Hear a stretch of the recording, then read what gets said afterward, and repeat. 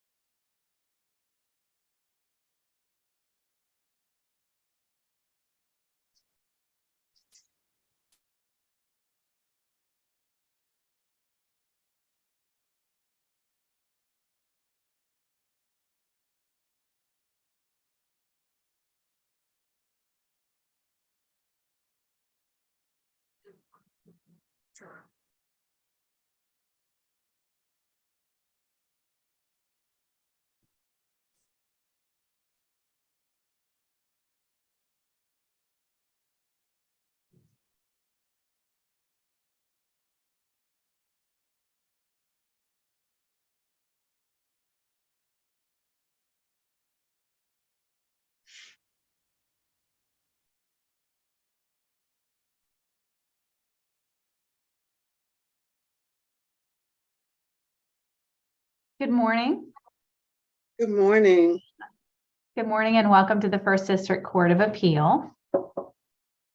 We'll wait for our third judge to appear. We have one case on the docket this morning. That case is Michael D. Rudolph versus Darian Smith, the Home Depot USA and Liberty Mutual Insurance Company. Counsel, if you're ready, you may proceed. Thank you, Your Honors.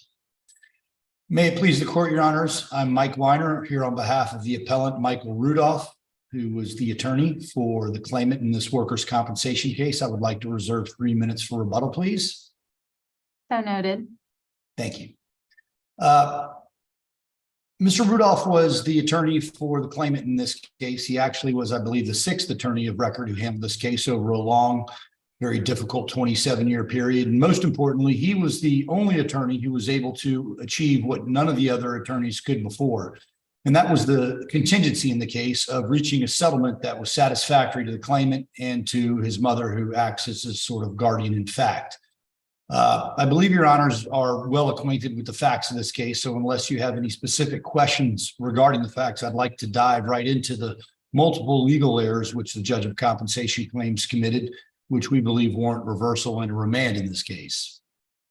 First and perhaps foremost is the matter that there was absolutely no competent substantial evidence that supported the judge of compensation claims determination that the fee that was claimed in this case was not reasonable. This court has held over and over again in a variety of different cases spanning over 20 years of well-established precedent and jurisprudence that judges may not use their own subjective opinions and beliefs as to what is a reasonable fee, and instead they should rely on the evidence before them. Counsel, may I, to that point, in your initial brief, you argue that consideration of an hourly rate was appropriate for the lien attorneys, but why is it not that framework not appropriate for Mr. Rudolph, considering, it's my understanding, all of the attorneys were under a contingency fee agreement? Correct, Your Honor, and that's because the law is different for fees based on quantum merit. And the well-established jurisprudence in the state of Florida has always been that a discharged lawyer who retains a lien is entitled to have his fee determined on the basis of quantum merit. And that's exactly what the judge appropriately did in this case with regard to all the lien holding attorneys. And quantum merit jurisprudence in the state dictates that the way you arrive at a fee is you look at the number of hours that lawyer had and you multiply it by a reasonable hourly rate. And that's the fee which the discharged lawyers are entitled to. Mr. Rudolph was in a different category. He was the attorney who achieved the contingency. And the case law in this state has always been that if you are a lawyer operating under a contingency fee agreement and you are the person who is able to trigger that contingency, then you get the benefit of what you bargained for. You get the fee that was contractually agreed to by the lawyer and the client. And that was one of many errors that the judge made in this case because he conflated the fee split based on quantum merit with the fact that Mr. Rudolph in this case was entitled to have his fee paid based not only on the contract that he had with the claimant, but also based on the dictates of section 440.34, the 1993 version of that. I'm sorry, let me make sure I understand. I think in your initial brief, you conceded that the JCC does have a role here to play, right? I mean, under That is correct. the statute, the JCC is required to evaluate the statutory lien engineering factors in this case. Is that right? So it's not as if he just rubber stamps the contractual fee agreed to by the parties. Is that correct? That is correct. But the statute and the case law has set out the circumstances under which the judge is to exercise that jurisdiction and take the next step, if you will, towards the lien engineering factors. It has always been a matter of established case law that the guideline fee is the presumptively reasonable fee. However, under the 1993 version of section 440.34, the judge shall consider factors in each case, and then he may increase or decrease the fee if, in his judgment, the circumstances of a particular case warrant such action. The way the case law has evolved, and this is something that's happened over many different cases over this court, we've cited them all in their briefs, is basically the judge needs to arrive at two conclusions to get to that point of deviation. In other words, if the judge is going to downwardly deviate, he needs to find, number one, that exceptional circumstances exist, and number two, under the case law of this court, that the fee that is being sought is manifestly unfair. Those are the two triggers, if you will, that enable the judge to go into the statutory factors and deviate from the presumptively reasonable guideline fee. Again, another one of the errors that was committed by the judge of compensation claims in this case is that he did not follow the case law of this court. He did not follow the statute. He never identified any exceptional circumstances in his orders, and he never made an express finding that the fee claimed here was manifestly unfair. So yes, Your Honor, to answer your question, the judge does have a role. But to activate, if you will, that role, there are certain criteria that need to be met. Those criteria were not met here. And then when the judge does activate that role of looking at the lien engineering factors, he has to do it in a manner that's consistent with the evidence. He has to do it in a manner that is consistent with the case law of this state, especially as it pertains to giving due consideration to all of the lien engineering factors and not just one. And here there's, one of the many errors that he committed that also is reviewed under abuse of discretion standard is that the judge placed a hyper focus only on the hourly rate to the exclusion of nearly all of the other factors, which were either positive or which the judge failed to articulate findings on. But this court had said it over and over again in a variety of different cases, starting with What an Idea versus Sitco case to the Alderman versus Plastering versus Florida Plastering case, Smith versus Gulf Coast Hospital, Okaloosa County versus Mendel, Transworld Tire Company versus Hagnes, Barco Vending Company versus Villegas. Over and over again, at least 6 cases in which this court has repeatedly held that, look, you just can't give sole consideration to the hourly rate as a means by which to downwardly deviate. The other interesting nuance to this is that all of those cases have always involved employer carrier paid fees. I would submit to you that there has never been one case in Florida jurisprudence, especially not in workers' compensation jurisprudence, where a judge of compensation claims or any judge has ever said, well, we're going to downwardly deviate from what your contractual fee is. Well, counsel, I mean, the plain language of the statute here allows the consideration of these factors, allows the JCC to increase or decrease the attorney's fee. And here we're talking about a fee that amounted to $4,000 per hour for Mr. Randolph's roughly 200 hours of representation for this case that, as you pointed out, is 27 years old. With that in mind, is there any hourly rate that, if it were within the statutory limits, that could be considered unreasonable? So I recognize that it was reduced here. So this rate could have been $7,000 an hour, right? Would that have been reasonable under the authority you've cited today? Well, it's a good question, Judge, and I'm glad that you asked that. It is a question that is dependent on the evidence in the case, in the circumstances of the case. So there are circumstances where you could, an attorney conceivably could take on a case that is so difficult, so highly complex. And in this case was just such a case, right? I mean, make no bones about it. The judge commented that this was the most difficult case in his 30 years of experience. He cautioned Ms. McCoy that you can't do this case on your own. This is like me trying to build a rocket ship and send it to the moon, right? And there are cases that are so incredibly complex, that are so incredibly difficult and so highly contingent that perhaps the evidence may support a conclusion that that is a reasonable hourly rate when you look at the fact that the rate extrapolates to something that is within the confines of the contract. And this is an important part of this, right? We have a contract here. Sure, and these sure. contracts are enforceable. Right, but I want to get to the JCC's role in determining reasonableness. So is there any limit, as long as it's within the statutory confines of the percentages provided by the statute? It could be $10,000 an hour, and a JCC could not consider that factor alone. I mean, certainly, it could not rely on that factor as determining that the fee is unreasonable in your view. That is correct. And look, you need to look no further than your own case law from this court to arrive at that point. In the What an Idea versus Sitco case, that was a 1987 case. And the fee that was awarded, this was a carrier paid fee in that case, not a fee that was paid by the claimant as part of the settlement. That was a $2,700 per hour fee. And this court held in that case that, well, yes, it may be high, but this is exactly what the statute permits. And if you were to extrapolate what is $2,700 and $1,987 translate to in today's dollars, it's over $7,000 an hour. And the metric by which I use, and I think it's an appropriate one for workers' compensation economics, is the statewide average weekly wage, right? This is the measure by which injured workers' salaries are increased every year, as published by the Division of Workers' Compensation. Well, if we use that. Sure. And let me just stop you there, just on the economic kind of analysis that we're bringing to the table here. Certainly present value is relevant, but you haven't been able to cite any case that is a $4,000 an hour award of attorney's fee in any context that I've been able to see. Is that right? Or have I misread the authority somehow? No, to be fair, we haven't cited one. I don't think necessarily we were asked to. If we had been challenged to do so in an answer brief, we would have. I think that the Transworld versus Hagness case answers your question. It was a $2,700 an hour fee, that was 45 years ago. And I would submit to you that's the functional equivalent of a lot more than a $4,000 an hour fee today. But we see large fees like this in all types of other cases, and workers' comp should be no difference.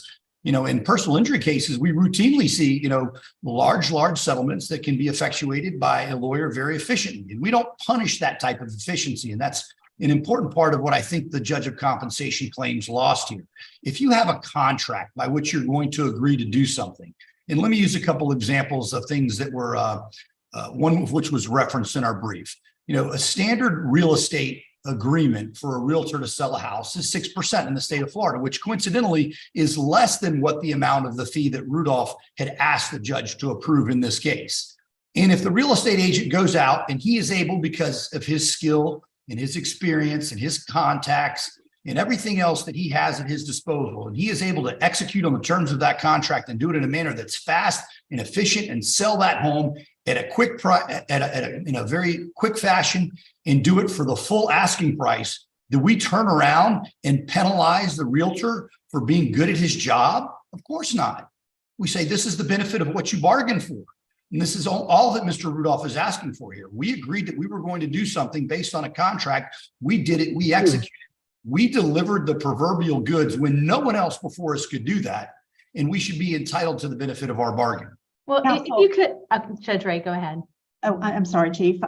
Just on a point about the factors, and the weighing of the factors is reviewed for an abuse of discretion. So assuming for purposes of my question, we agree with you that the JCC erred by a hyper focus on the customary hourly rate as opposed to the contingency factor.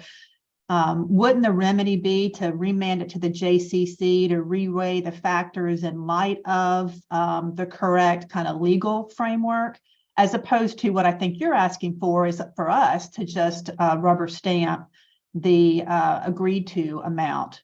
Yeah, I think it could go both ways, Your Honor. And the reason I say it could go both ways, certainly the way that you suggested, a remand for the judge to consider all the statutory factors would be appropriate. But what I would suggest to you that what this court has done in other cases is reversed with instructions for the judge to award the presumptively reasonable guideline fee.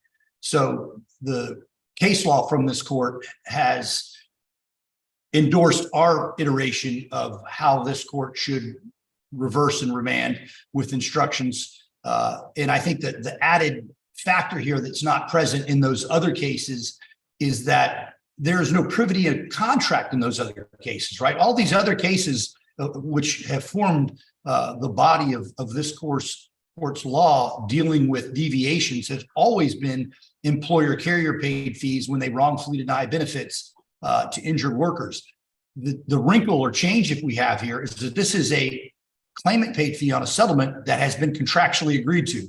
And our contention is it's not only appropriate under the case law to reverse for, and say, Judge, you should have awarded the presumptively reasonable less than guideline fee because the parties, entered into a novation or reformed the agreement to take much less than what they were agreed and entitled to take, both under the statute and under the contract by a measure of about $700,000, which was, I would submit to you, a very significant and generous gesture on the part of all of the claimant lawyers who handled this case. And it was done in an obvious recognition of the grievous nature of the claimant's injuries.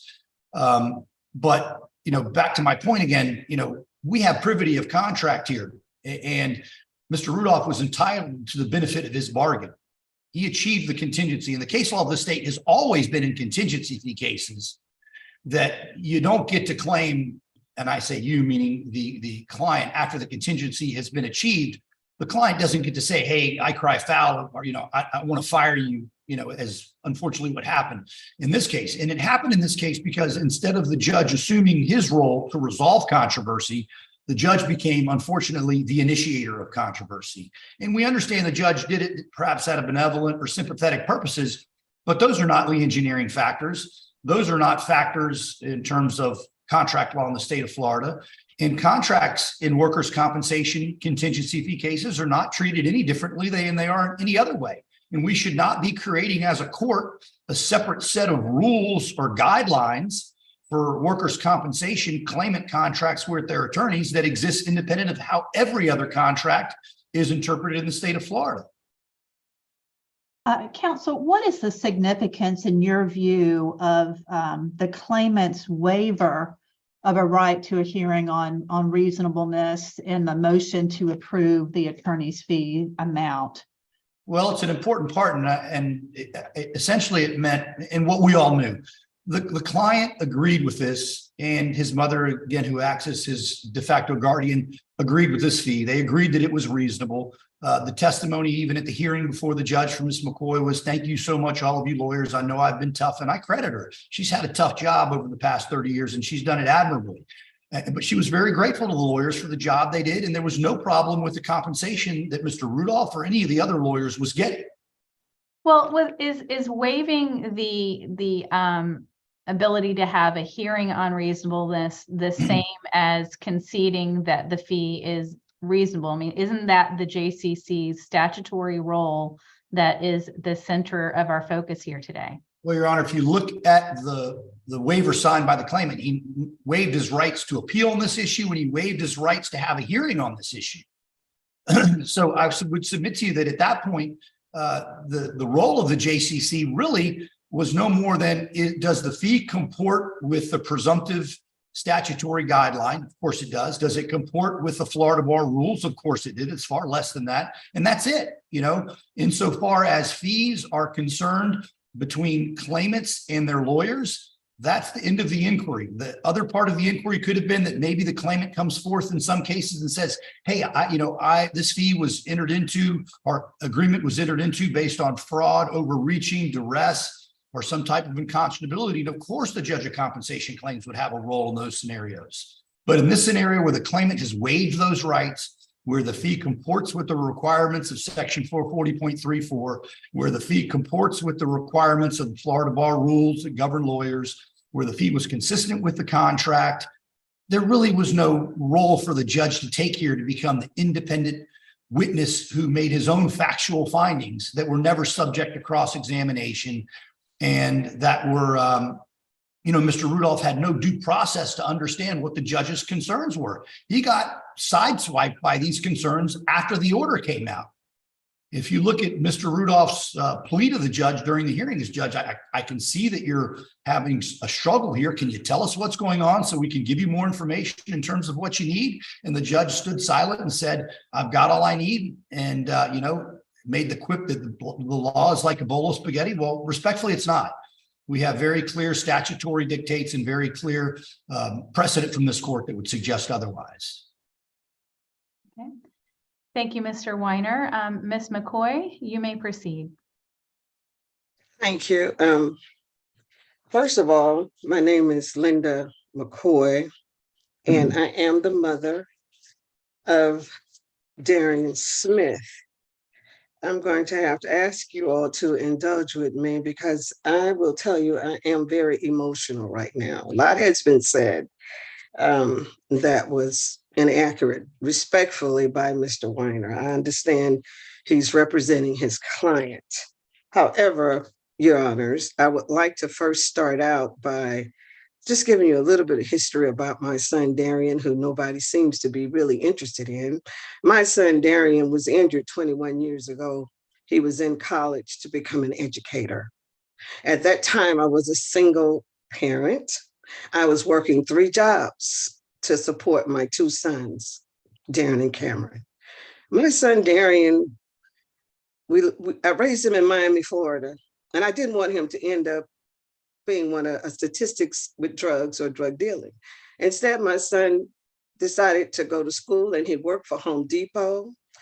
And he went to school, worked for Home Depot. And then when he was off, he worked in the church to help out around the church. Every paycheck that my son got from Home Depot, he would come to my bedroom and he would put a glass beside my bed and he would put me a fresh rose in that glass with $50 underneath it to help me support them. I still have my last rose.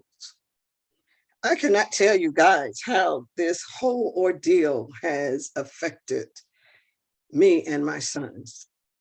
Cameron went to school, graduated, and decided to come home and help me take care of his brother. And his common phrase has and always still is it's just the 3 of us.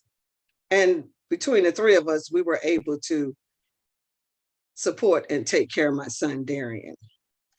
Now, I'm not a lawyer, but I do have common sense.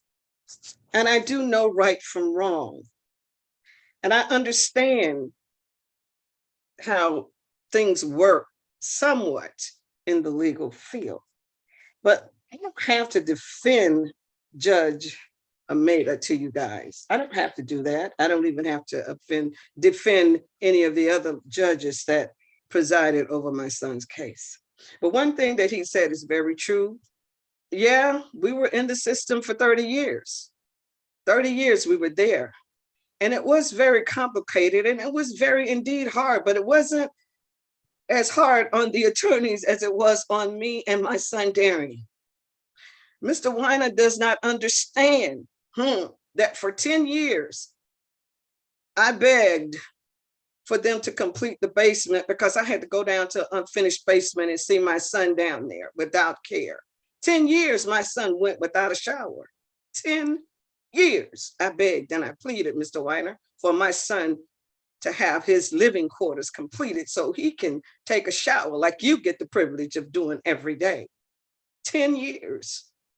And I want to tell you that in those 10 years, Mr. Weiner, that you don't know about, and neither does your client, my son never got a bed sore and he never got pneumonia because of the love that I had for him, that my sister shared.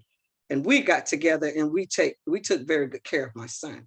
Now, I know that you and your client, credit yourselves for closing out this case. But the truth of the matter is Mr. Rudolph had absolutely nothing to do with us settling this case. If you would go on YouTube, you will see back in 2017, Darian moved his legs. Darian started moving his legs in 2017. If you go on YouTube and Google Darian, D-A-R-I-E-N, moving his legs, you will see where my son started regaining movement. Now, I kept asking the attorneys over the years to help me get my son into rehab. We moved to Georgia, not for a house. We moved here looking for help for Darian, for my son. That's the reason why I'm here today. Darian moved his legs. And he moved his legs during the process when they were remodifying the house. And I begged your client, Mr. Rudolph, and Mr. Malka, and Mr. Goldstone to help me get help for my son. Nobody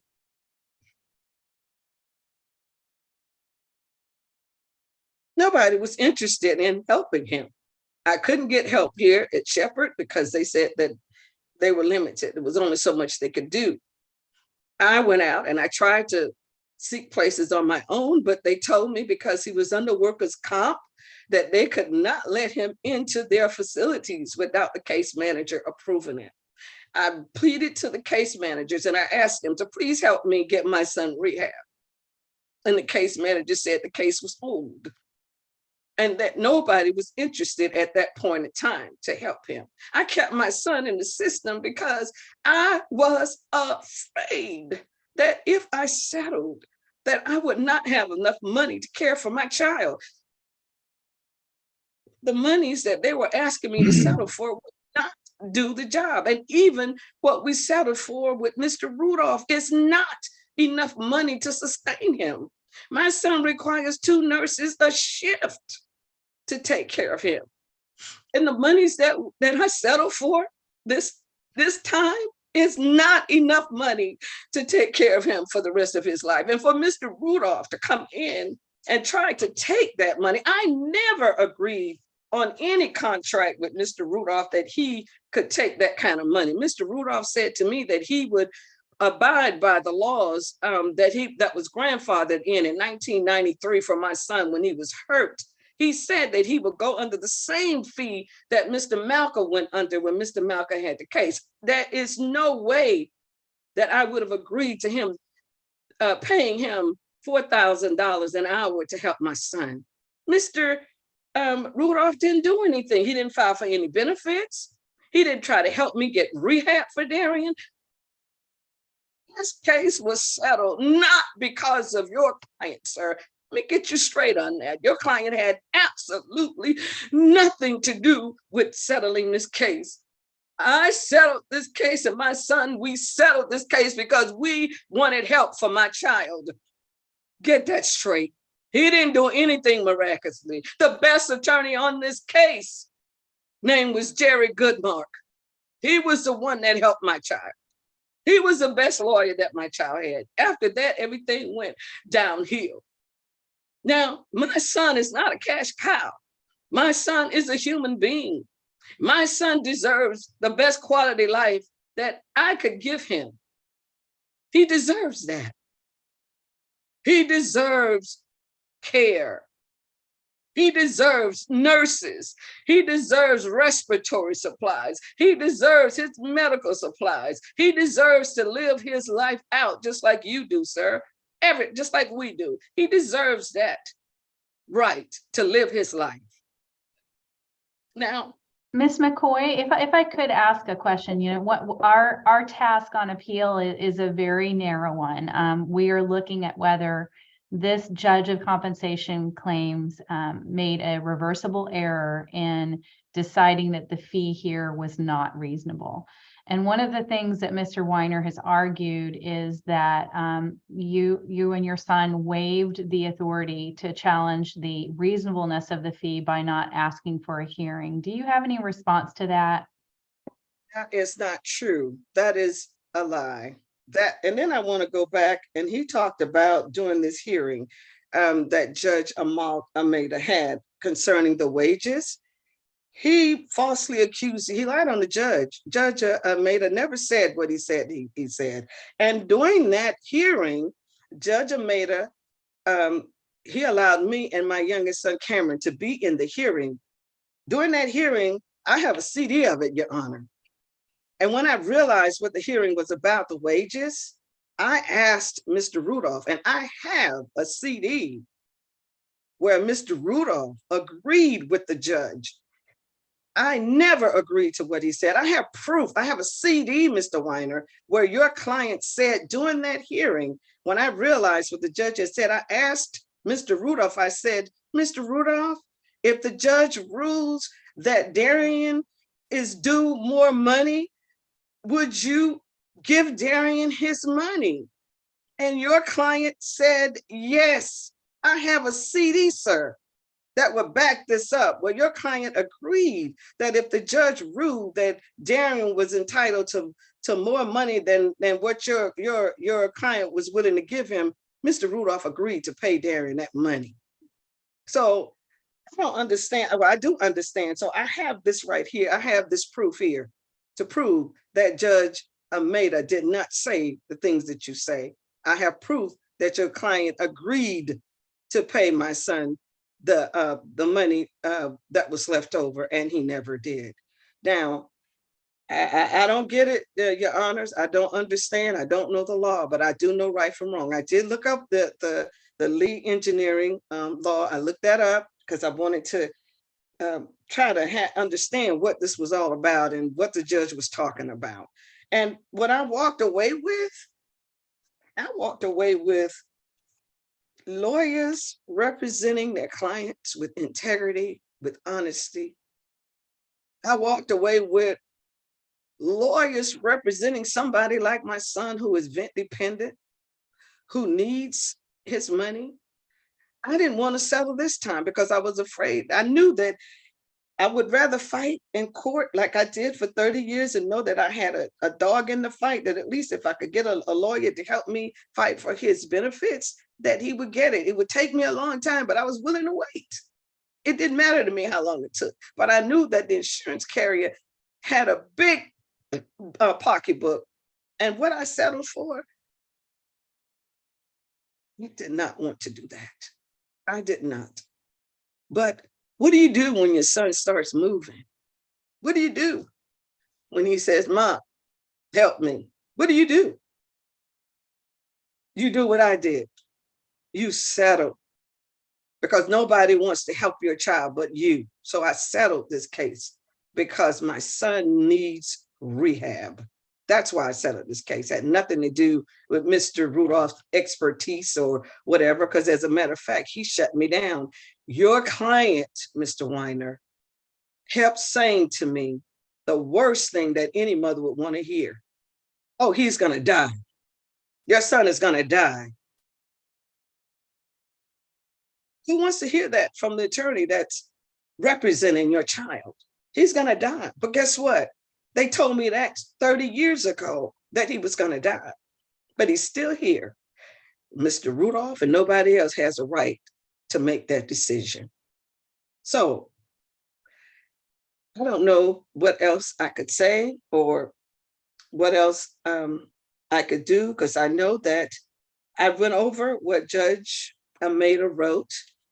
I also went, I do want to talk about one other thing, Your Honors. I'm just going to say this about Mr. Rudolph's character. I read what Judge Almeida says, and he put it, I couldn't say anything better than the way the judge wrote it up. I agree with everything that Judge Almeida said. He wrote it up wonderfully, accurately, in my opinion. So I'm not even go over what he said because I know you guys saw it. But one thing I wanted to bring to you guys' attention, just to show you what kind of character Mr. Rudolph has. Mr. Rudolph, when he decided to go against this order that Judge Almeida ruled on, he went and got somebody by the name of an attorney by the name of his name was Joseph Piera, I believe. I don't know if I'm pronouncing his name correctly. He went before Judge Shore and he wanted to reopen this case, and the judge shut it down. She said no, she would not reopen this case. So what he did, he went and I don't know who this guy is, but he went and breached your client, breached attorney-client privileges, sir. And you know he did. And Ms. McCoy, if I could interject just a moment, one of the things that we on this court have to do is stay very much within the record that is on appeal in our case. So we'll have to confine arguments to this record if we could. I understand. Thank you. I understand. I appreciate that. So anyway, let's just stick with what you're saying. I just stay focused on this. In essence, what I'm saying to you all today, I'm coming to you all as a mom. I'm very emotional because this brings back memories and triggers certain emotions that I go back to 30 years ago when they said that my son wasn't going to live 30 years ago. And guess what? I couldn't find an attorney to represent him then. But I went before Judge Kruger and I represented my son then until I could find somebody in workers' comp that would take the case because they said it was based on life expectancy. And because they didn't expect for him to live, nobody would take the case. So here I find myself 30 years later, I'm 70 years old now. And I find myself sitting before you guys, representing my son again because I couldn't find an attorney that wanted to take this case. I don't know what the reasons was, but I couldn't find anybody. But I'm here again today to represent my son. I believe that Judge Almeida, Judge Shore, I believe that they made the right decision. Now, in the past 30 years, I have gone before judges many times. And they didn't always rule in my favor. And I had to suck it up and I had to walk away with their decisions, whatever they made. But I've been before judges many, many times, and I could say this, the times that the judge didn't rule in my favor, I had to admit that I was wrong, that I had made a bad choice, and that the judge was correct. I think it's just a matter of integrity here, pride, self-respect. If it was your son, Mr. Weiner, would you choose? Would you leave him? Would you choose to let somebody take money away from him that he needs for his medical needs? Would you sit silently? I don't think so. I don't think that you would sit back and let somebody unjustly take monies away from your son. The money that your client is asking for, you know what that money can do for Darian? It can give him his nurses that he needs. That money can pay for respiratory, medical supplies, food, just the basic things that he needs for the rest of his life. He needs his money. And just the thought of you saying that I would agree to somebody taking that kind of money, I think that your client should be paid. I agree, but he should be paid for what his worth was. He did not file one claim He didn't do anything on Darian's case except harass me and try to force me into settlement. And I made it very clear to your client that the only reason I was selling this case was because he and the past two attorneys would not help me get rehab for my child. And that is my number one priority to this very day. So let's get that on record. I want to close this out by saying I appreciate the time that you guys have given me to express and to speak for my son. I really do appreciate this. It was scary at first, but you know, in life, you just do whatever you have to do to protect your babies, to do whatever you need to do. So that's why I'm here today. I ask that the court would please consider my son's need and right to live a quality life, his needs, his medical needs. Consider that. Consider Darian. And it's not always the leaning tree that fall first. You can go before Darian and so can I. We don't get to make that call. That's in God's hands, not ours. But as long as he lived, he deserves the right to a quality life. So I'm asking you guys to please consider Judge Almeida and Judge Shore's decision that Mr. Rudolph returned to Darian was rightfully his. Thank you again for your time. Thank you so much. Thank you, Ms. McCoy. Mr. Weiner, you have just under 2 minutes for your rebuttal.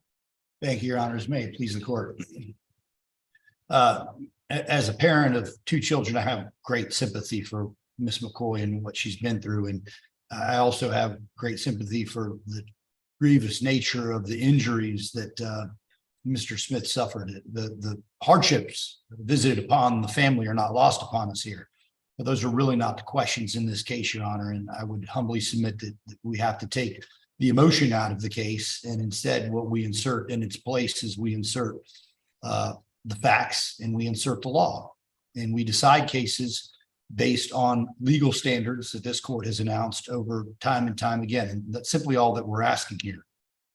In response to what Ms. McCoy said, Mr. Rudolph did in fact charge the same fee as Mr. Malka did. Mr. Malka had testified that he was charging a guideline fee of 15%. What Mr. Rudolph did that Mr. Malka, there was no record evidence that he agreed that he was going to do, was actually reduce the fee at the time of settlement. And Mr. Rudolph reduced his fee such that it was actually less than 6% of the settlement. So it was he honored his end of the deal. The record also reflects that, you know, Mr. Rudolph, there was a 9-day mediation that spanned 9 days to effectuate the settlement in this case. So it wasn't as if he magically appeared in the case and flicked his heels and got the case settled. And last but not least, while I certainly respect the things that Ms. McCoy has told you today, I would humbly suggest that they're incongruent with the record. There is a waiver on page 178. There's a motion on page 166. And then in pages 680 to 690 in the record, there's a hearing. And in all of those documents and at the hearing, the claimant was always on board, in agreement with settlement of this case, and more importantly, on board and in agreement with the fee that Mr. Rudolph was charging. And that is all we ask for, and nothing more, is an enforcement of this contract. Thank you, Your Honors. Thank you, counsel. Thank you both. This court will adjourn. Thank you.